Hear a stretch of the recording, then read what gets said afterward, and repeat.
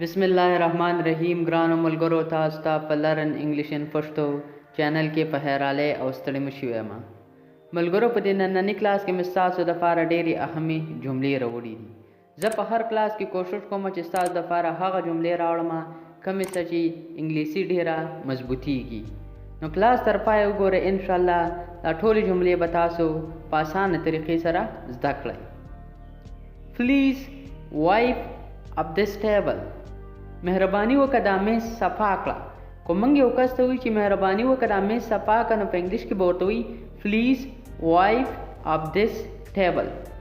احمد watering the plant احمد بوټو له اوبه ورکوي She is hanging the cloth هغه کپړې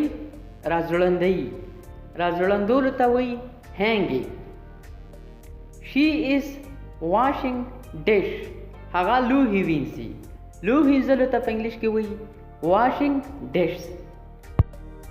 I am exhausted زه ستړی یم که موږ یو کس ته وایو چې زه ستړی یم نو د هغې دپاره نورې هم ډېرې جملې استعمالیږي خو چې کومه یو بې مثاله جمله ده هغه ما تاسو له راوړې ده I am exhausted زه ستړی یم Tire is punctured ټایر پنچر دی ټایر پنچر کېدو ته په انګلیش کې وایي پنکچر What to cook today نن به څه پخوو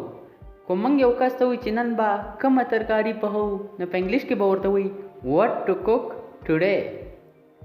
He called me names هغه ما ته کنځل وکړه یا بدې ردې ویلي بدو ردو ته په انګلیش کې وایي names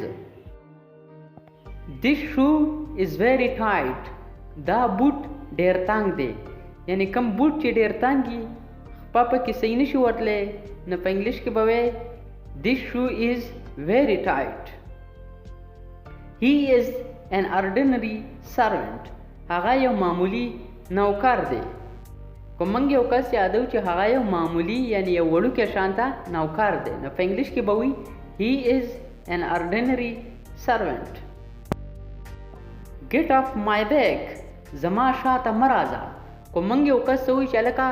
زما شاته مه راځه یا ما پسې مه راځه نو په انګلیش کې به ورته وایي Get off my back He is brainless هغه د دماغو نه خلاص دی که موږ یو کس یادو چې د هغه د دماغو نه خلاص دی نو په انګلیش کې به وایي He is brainless Take it down دا ولیکه که موږ یو کس له څه لیکل ورکړو چې دا ولیکه نو په انګلیش کې به ورته وایي Take it down Who are you ته څوک یې که موږ د یو کس نه پوښتنه کوو چې ته څوک یې نو په انګلیش کې به ورته وایي Who are you ملګرو دا و زموږ نننی کلاس چې په دې کلاس کې موږ تاسو ته هغه مهمې جملې زده کړئ چې کومې د انګلیسۍ د مضبوطولو دپاره ډېرې مفیدې ملګرو زموږ چینل سبسکرایب کړئ ویډیو لایک کړئ او خپلو ملګرو سره شیر کړئ ځکه چې د انګلیسۍ د زده کولو دپاره به تاسو ته د دې چینل نه همداسې ویډیوګانې میلاویږي اوس ما له اجازت راکئ د الله په امان